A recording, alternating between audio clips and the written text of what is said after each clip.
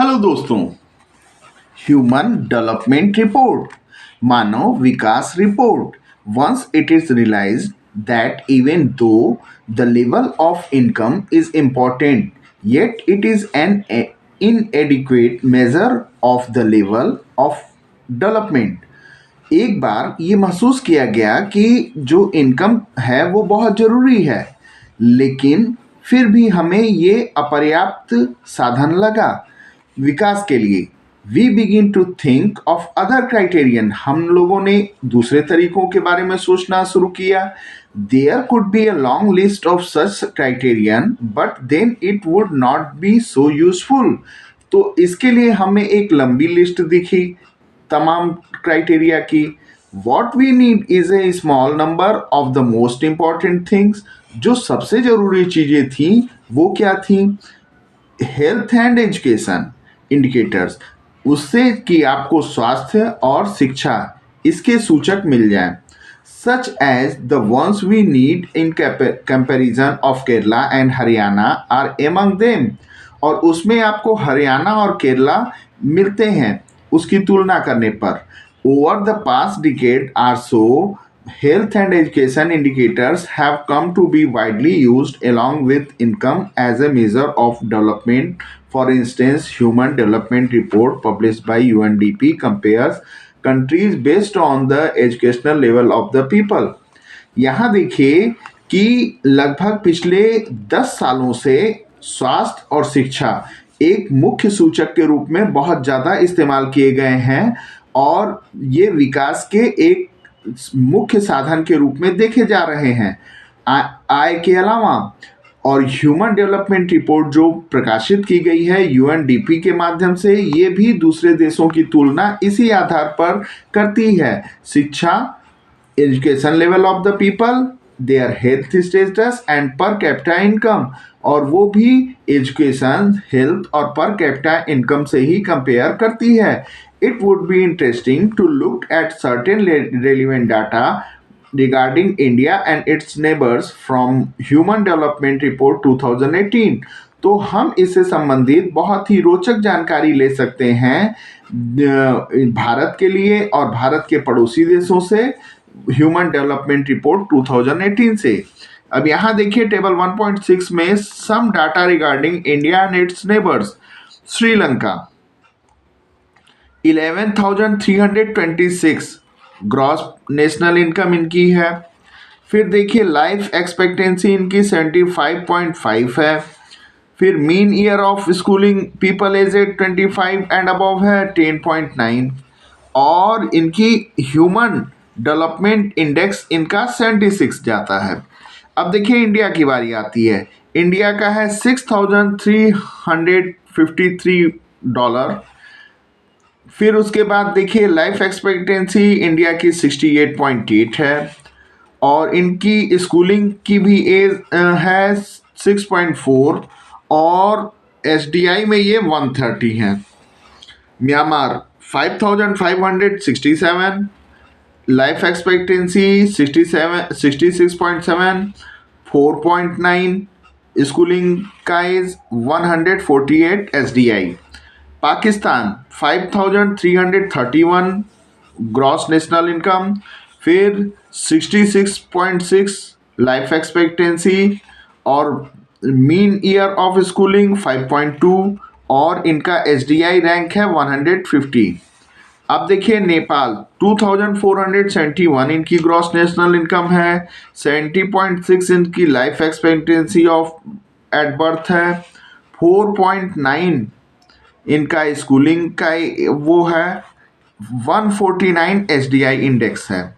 बांग्लादेश 3,677 है, life expectancy 72.8 है और mean year of schooling of people aged 25 and above 5.8 है और इनका भी ह्यूमन डेवलपमेंट इंडेक्स 136 है.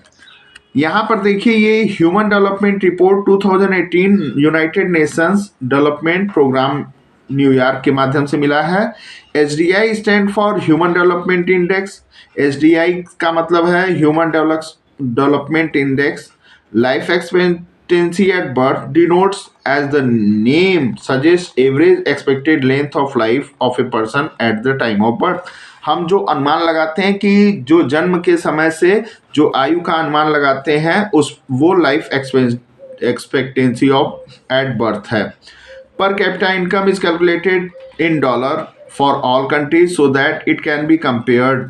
तो सारे देशों का जो पर कैपिटा इनकम है वो हम डॉलर में काउंट करते हैं, इसलिए जिससे कि सभी देशों का आसानी में कंपैरिजन हम तुलना कर सकें आसानी से. It is also done in A way so that every dollar would by the same amount of good services in any country. और इसका एक कारण और है कि आप डॉलर से वही मात्रा में सामान खरीद सकते हैं किसी भी कंट्री में, तो वो बहुत आसानी से इसे कैलकुलेट किया जा सकता है. नेक्स्ट टॉपिक देखिए.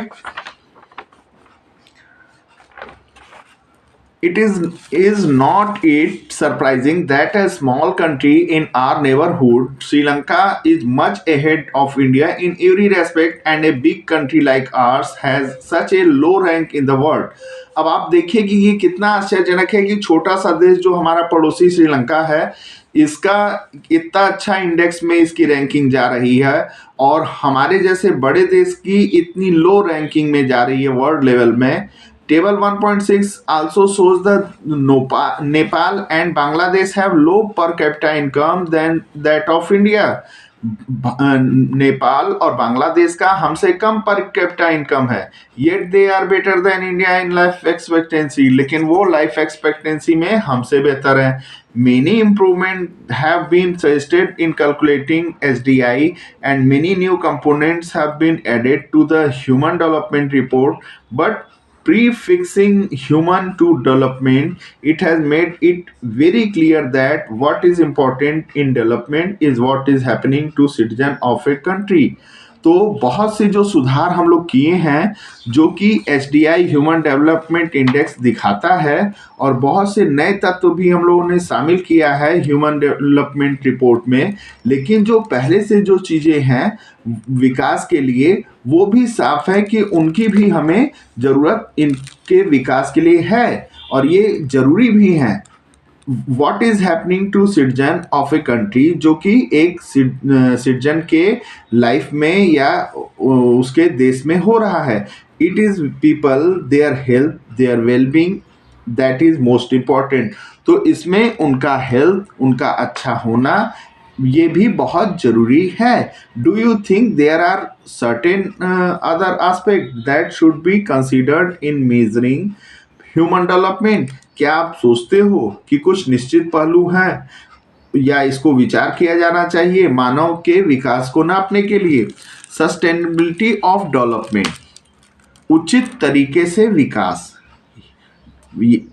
Suppose for the present that a particular country is quite developed, we would certainly like this level of development to go up further or at least be maintained for future generation. ये कहते हैं, ये अनुमान लगाते हैं कि मान लीजिए कि कोई खास देश है वो काफ़ी विकसित है और हम निश्चित तौर पर उसके लेवल पर डेवलपमेंट पाना चाहेंगे, लेकिन कम से कम हमें अपने फ्यूचर के लिए भी तो जनरेशन को मेंटेन करना है. दिस इज ऑब्वियसली डिजायरेबल, और ये स्पष्ट तौर पर सबकी इच्छा होगी. However, since the second half of the 20th century, a number of scientists have been warning that the present type and level of development are not sustainable. ये स्पष्ट रूप से है कि जो दूसरे हाफ 20वीं शताब्दी के आधे बीतने तक ढेरों साइंटिस्टों, वैज्ञानिकों ने ये चेतावनी दी थी कि जो इस समय का तरीका है डेवलपमेंट का ये उचित नहीं है. We have not inherited the world from our forefather. हम लोगों ने अपने पूर्वजों से विरासत में इस संसार को नहीं पाया है. We have borrowed it from our children. हम लोगों ने इसे उधार लिया है अपने बच्चों से. See, ground water is an example of renewable resource. Ground water जो है वो आपके रिन्यूएबल रिसोर्स के रूप में है. उदाहरण के लिए, these resources are replenished by nature as in the case of crops and plants। हम देखते हैं कि ये हम फिर से इसे पा सकते हैं इस एक रिसोर्स के रूप में क्रॉप्स और प्लांट्स में। However, even these resources may be overused, लेकिन तब भी ये बहुत ज़्यादा इस्तेमाल हो रहे हैं। For example, in the case of groundwater, if we use more than what is being replenished by rain, then we would be overusing the resource। ये भले ही आपको रेन के माध्यम से फिर से प्राप्त हो जाता हो, लेकिन फिर भी हम इसका जबरदस्त दोहन कर रहे हैं। Non renewable resources are those which we will get exhausted after years of use. Non renewable resource वो हैं जो कुछ वर्षों के बाद समाप्त हो जाएंगे। We have a fix stock on earth which can not be replenished. ये इसका हमारे पास एक निश्चित स्टॉक है, इससे ज़्यादा हम इसको यूज नहीं कर सकते हैं। We do discover new resources that we did not know of earlier. हमें उन संसाधनों के बारे में खोज करना है जिसे हम पहले नहीं जानते थे। New sources in this way add to the stock, और इसे हमें संसाधन में अपने स्टॉक में जोड़ना है। However over time even this will get exhausted, और समय के साथ ये क्या होंगे, समाप्त हो जाएंगे। Consequences of environmental degradation do not respect national or state boundaries।